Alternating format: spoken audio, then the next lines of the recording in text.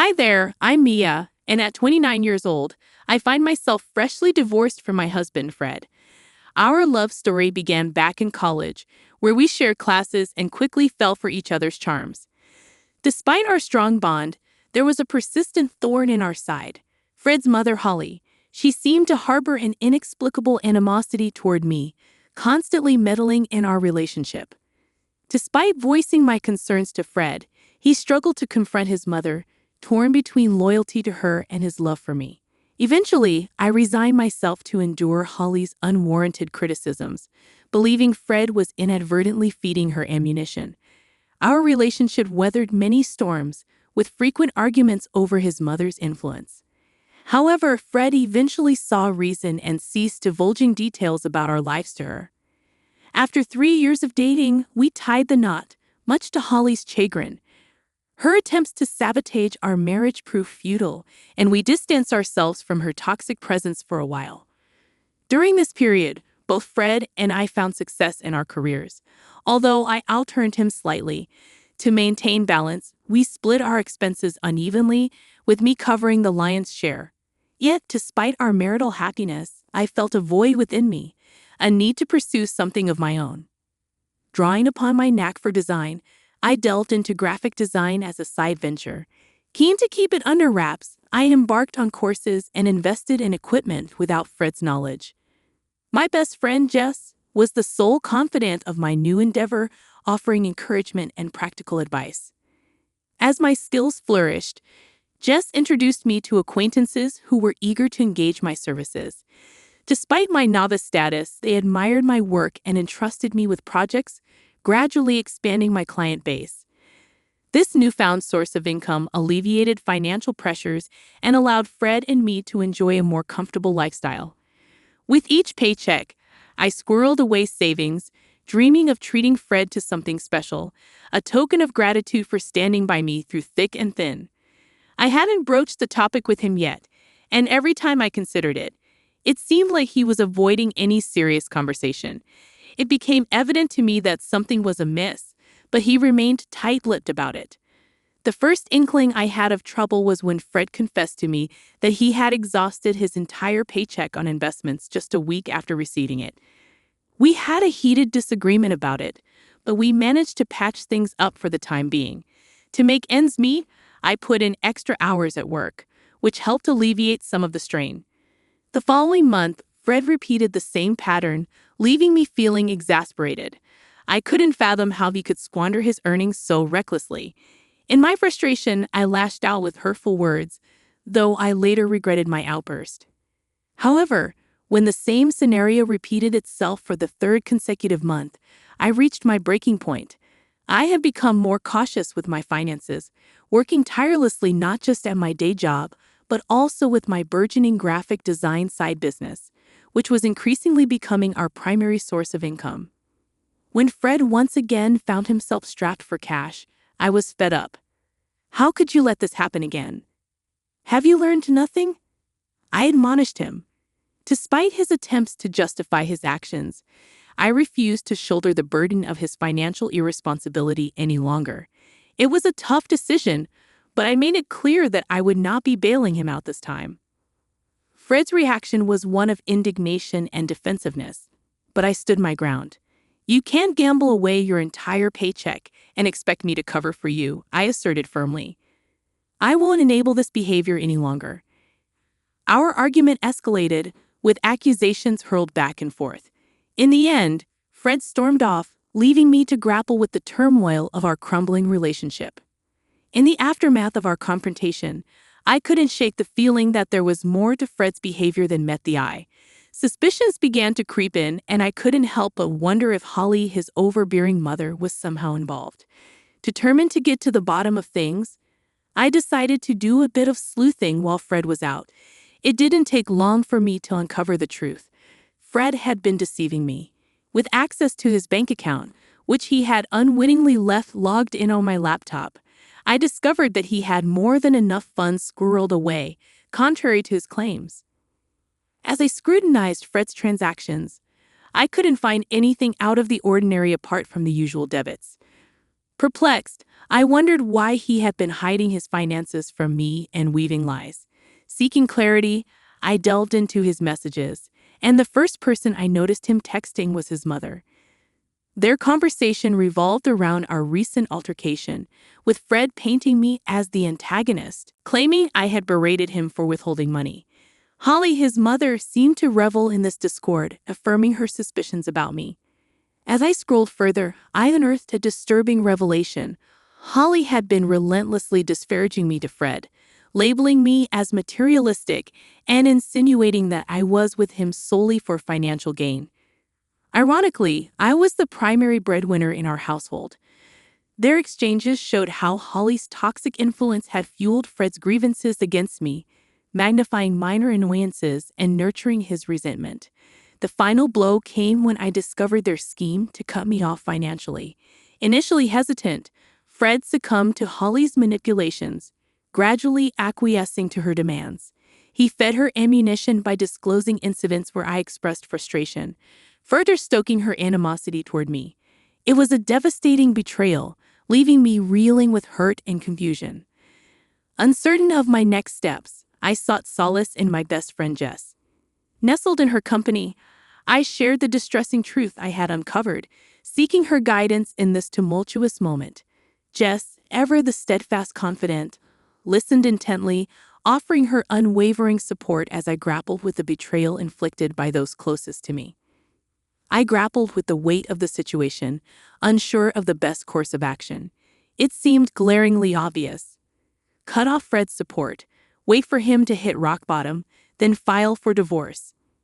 But Jess questioned the morality of such a plan, labeling it as cruel. Her concern nudged me to reconsider my approach, prompting her suggestion to sleep on it and revisit the issue the next day. Exhausted both physically and emotionally, I welcomed the respite sleep promised. The following morning, with the luxury of a weekend ahead, Jess and I sought solace in the familiarity of a favorite movie, drifting off to sleep in each other's company. The tranquility of the day brought a sense of peace, a temporary reprieve from the turmoil brewing within. We indulged in simple pleasures, immersing ourselves in movies, culinary delights, and each other's company. Despite the nagging thoughts of the previous day's revelations, I made a conscious effort to set them aside, prioritizing the much-needed respite. However, our reprieve was short-lived when Holly's call shattered the tranquility. Reluctantly, I answered, greeted by accusations and hostility. Holly's unwarranted accusations only served to exacerbate the tension, but just as encouragement urged me to maintain composure. In the midst of Holly's tirade, an unexpected proposal emerged, a 50-50 split of everything between Fred and me.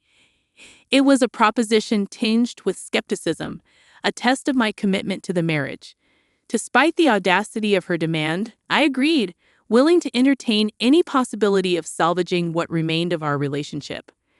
With tentative acceptance, plans were set in motion, culminating in a meeting scheduled for Tuesday to formalize the arrangement. Though uncertainty lingered, I resolved to confront the challenge head-on, armed with newfound determination to navigate the tumultuous waters ahead. I was stunned by the turn my marriage had taken, torn between disbelief and seething anger. How dare Holly brand me a gold digger, and how could Fred stand by and allow such an accusation? I had stood by him through thick and thin, supporting his endeavors even when they led to losses. I'd covered for him when he lied, shouldered the burden of our shared responsibilities, all while concealing my own side hustle, waiting for the right moment to reveal it to him. Sharing the details with Jess, her smile hinted at the brilliance of Holly's scheme. Splitting everything evenly would leave Fred with little to fall back on, given his lack of awareness about my additional income. I had hoped to surprise him with a lavish gift once my side venture gained traction, but now I was grateful to have it as a safety net. Tuesday arrived swiftly, and Jess accompanied me as support. Arriving home, we found Holly, Fred, and a lawyer already there, finalizing the contract. Ignoring Fred's silent plea for privacy, I approached Holly, demanding to review the terms. As expected, the agreement mandated equal division of assets, with a clause prohibiting financial assistance between us. Reluctantly, I signed, knowing it would leave Fred scrambling financially. Predictably, problems ensued. Initially, we exchanged only terse words, our rift too deep to bridge. Yet living under the same roof necessitated some communication. Fred attempted to breach the divide, but I remained aloof, resentful of his complacency. Eventually, tired of his persistent attempts, I relented. "Will you please just talk to me?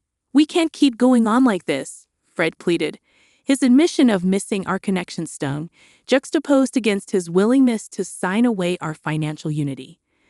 "What do you want me to say, Fred?" I retorted, my frustration palpable. "Is that why you agreed to sever our finances completely?" Fred's silence spoke volumes, laying bare the chasm between us.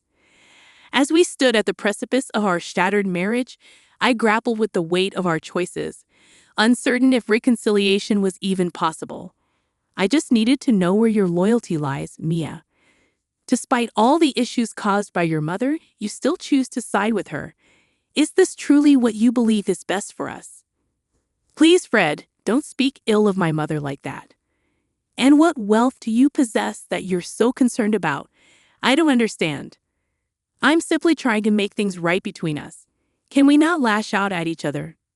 There will be no reconciliation until that contract is null and void.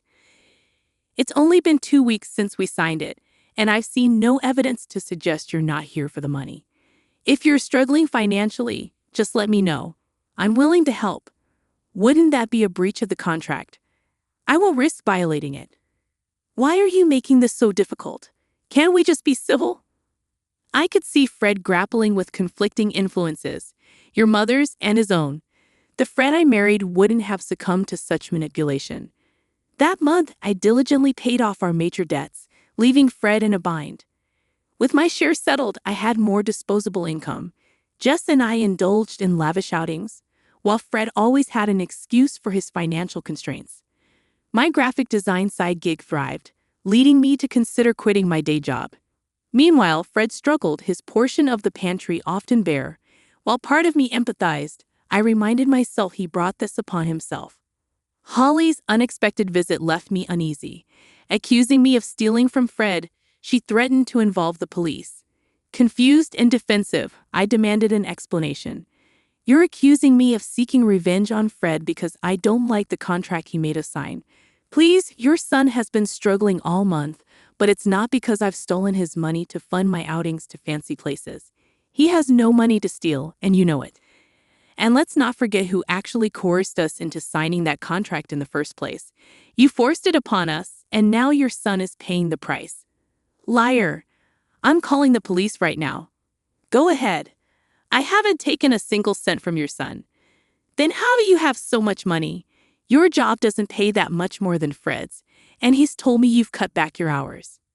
"I have another business on the side, a graphic design venture that I plan to surprise Fred with. But thanks to your meddling, that plan went down the drain. I was even going to use the money to buy you a car." "How much do you make from it?"